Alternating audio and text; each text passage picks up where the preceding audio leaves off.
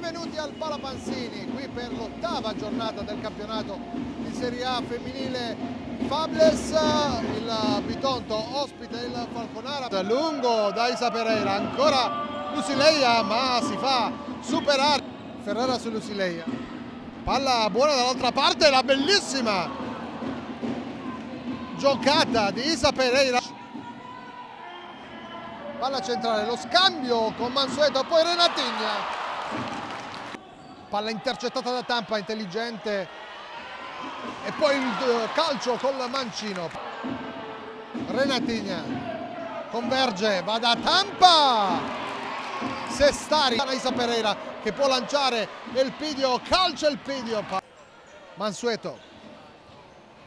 Brava Mansueto a pescare Renatigna, poi Nicoletti, il pallone rimane lì, Isa Pereira, Renatigna, la palla balla sulla traversa. Palla dentro, attenzione a Isa Pereira, non la tocca, forse Martin Cortés, vantaggio Falconara, a sorpresa, una palla che sembrava innocua. Poi Renatigna rischia, il pidio le ruba il pallone col mancino.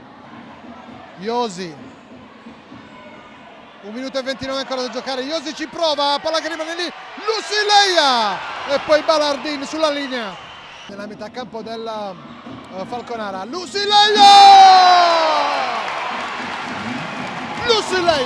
1-1.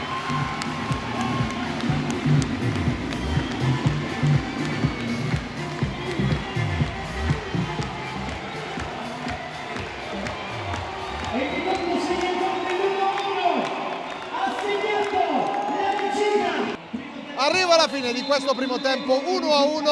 Affronta Ferrara. Ferrara le tocca il pallone, poi Tampa. Lucileia. Ancora Lucileia, mette a sedere Isa Pereira, Lucileia.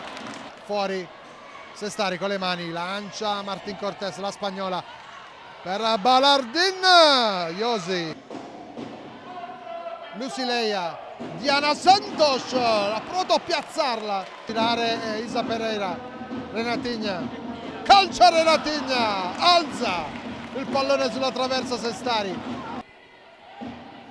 Diana Santos, Renatigna si gira, Renatigna, ancora Mansueto, va da Renatigna, Mansueto calcia per Mansueto che riesce a passare il pallone a Tampa. Nicoletti, Sestari la prende. C'è Lucileia, Lucileia va da Tampa, palla dentro, Grieco in campo dietro Martin Cortés, poi Isa Pereira dentro il pallone, campionato 9 gol appena.